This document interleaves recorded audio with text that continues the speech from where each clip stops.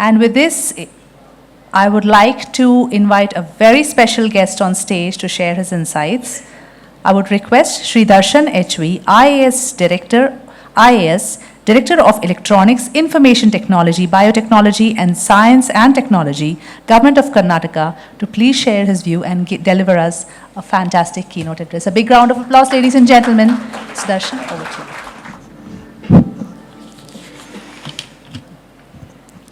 A very good afternoon to one and all. That was a very good informative lecture, Dr. Arun. So it was a pleasure listening to you. And I would like to start by thanking the organizer for giving me an opportunity to be a part of this wonderful event, and a very good and energetic crowd here, so which I was not expecting. So it was wonderful to see all of you. Many of you have known me. We have interacted. My name is Darshan. I'm an IS officer of 2016 batch. I'm presently working as Director of the Department of Electronics, IT and BT. And I'm also the Managing Director of KITS, which looks after the startup ecosystem and anything related to the companies and the investments and incentives. So to start with, again, with respect to the startup ecosystem here, Karnataka, whenever we represent Karnataka, whether within India or outside abroad, so we are always asked one question: why Karnataka? So it's a very difficult question to come up with for the investors and also for the companies who are willing to be a part of our ecosystem. There are many hundreds of answers that I would like, but one particular answer that I would always give it to my people who raise this question is the startup ecosystem. Karnataka is here today as a hub of IT industry, as a hub of biotechnology industry, as a game changer in the animation, visual effects, gaming and comics space, with respect to space sector, with respect to fintech and other things, is because of its vibrant startup ecosystem that we have always nurtured. You name any, close to 43 unicorns are either based out of Bangalore or have their roots in Karnataka. So that's a very good thing where we are, as a government, we are proud of. So here for the next 3 to 4 minutes, I would like to just say, as a part of the government, as a representative of the government, the things that we have provided to the startup ecosystem and to the overall industrial ecosystem as a part of our Karnataka's entrepreneurial journey. Firstly, I'd like to say we start our entrepreneurship mentorship right from the colleges, not only the engineering colleges, but we also reach out to agriculture and any other allied sector colleges. So basically we have our own NAIN program, that is the New Age Innovation Network program, where we identify certain colleges and student projects where we try to fund them right from 1 lakh to 5 lakhs.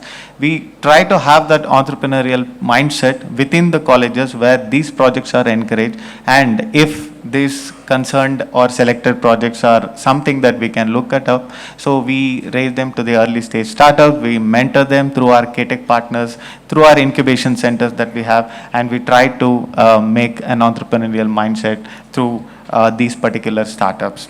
The second I would like to talk about is the KIT Salon, the Karnataka Information and Technology Society, where I am the managing director of it. We have a separate startup cell. We have a separate manpower, human resource that particularly looks after startups. Any startup related queries, whether it's with respect to rules and regulations, some of the acts, some of the guidelines that they are looking at, whether it is funding, whether it is about the incubation space, about the incubators, investors meet, workshops, any of the things that are related to the startups, this particular startup cell looks after it. We can be reached out either via phone, email, or directly you can just drop in. The next one, which we are always proud of, for over a lot of years now, we have been running our own Elevate program. So this program is a very simple program where we try to identify close to 100 startups every year, and we provide them a grant of up to 50 lakhs. So this is something that was envisioned during the year 2015-16, and it was rolled out from 2017.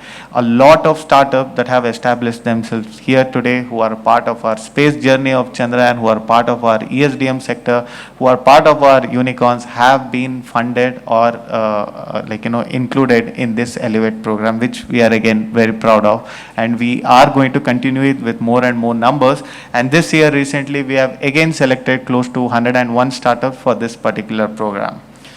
The next is something that a lot of states do, but not exactly like how Karnataka has envisioned. So the existence of our centers of excellence. You name any particular field, especially in the emerging technologies, whether it is deep technologies, space sector, financial technologies, AVGC sector, IT, data centers, biotechnology. All these sectors have a separate centers of excellence, and these centers of excellence are not run by the government. It is run by the industry partners in collaboration with academic institutions, whether it is one of the pioneer institutions like Indian Institute of Science, IIIT Bangalore, NIT Surathkal, Dharwad, IIT, IIIT Raichur. So all prominent educational institutions have either been a partner with respect to these centers of excellence, or they have been running this on their own with collaboration of the department. The next one is, thanks to our Honorable Minister of Department of IT/BT, we have come up with our own skill council for emerging technologies, where we have 9 different working groups working on different parts of sectors particularly. So whether it is, we have a working group for AI and machine learning, we have a separate working group that looks after the blockchain and the fintech technology, we have working group on IT, biotechnology related, gaming and extended reality. So all such niche sectors where certain talent is required, certain skilling is required, certain reskilling is required, we are going to be a part of it. And this particular working group not only advises us on the course curriculum, but it also advises on the short-term training that companies have to go through. By doing this, the government of Karnataka is not only reducing the time and resources of the company, but we are also pitching in our own grants so that the cost of the training for the particular company reduces. And in this particular skill council, the one thing that we are extremely proud of is we have a separate working group for women, especially those women, for whatever reasons is there, had to stop working in between, and after a few years when they try to get back, whether it is the IT sector or the manufacturing one, we realized that the required set of skills that they had to possess might not match up with the current trend that is already existent. So we have n number of cases there, and many women have reached out to our department through our collaborative partners.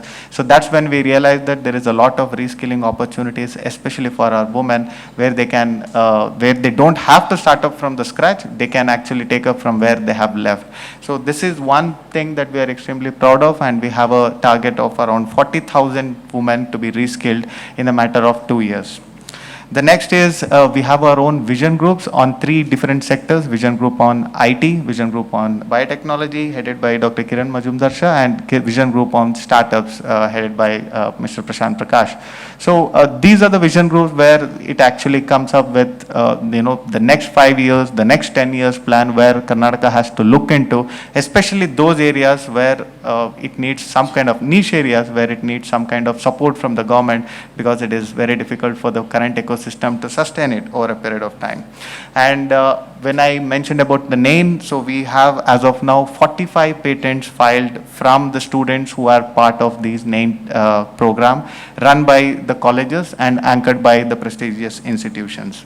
So we also have some of the programs like Grand Challenge Karnataka, where government departments like urban transport, RDPR, that is the rural development, where we have PWD and other departments come up with a problem statement, and it is open for all the startups so that they can come up with a solution. And we, through this Grand Challenge Karnataka, we provide close to 50 lakhs, around 50 lakhs of grant for a particular startup, and we'll be giving them a lot of time, close to 12 months to 18 months to come at a solution. And if the solution is accepted by a particular department, it will help them in scaling up.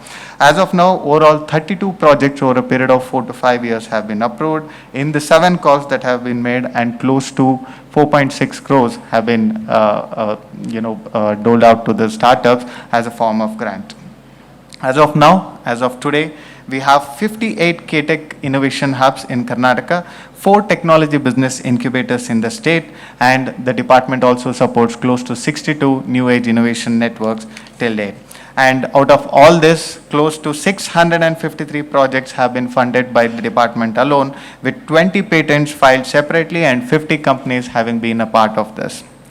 Apart from that, in this year's financial year budget, we have also come up with a lot of innovative centers of excellence where we thought we need to have our collaboration with the existing partners. The first one is the Center of Excellence, particularly for FinTech. So FinTech, as you know, many of the unicorns that you know have been a part of Karnataka's journey, have been a part of Karnataka's ecosystem. Due to their ask, like we have come up with a Center of Excellence on FinTech. The second one is the Center of Excellence on Automotive sector. The third one is the Center of Excellence for Space Technology. So Bangalore being the headquarters of ISRO makes sense that a Center of Excellence with the collaboration of ISRO and other companies that are into space tech be a part of it.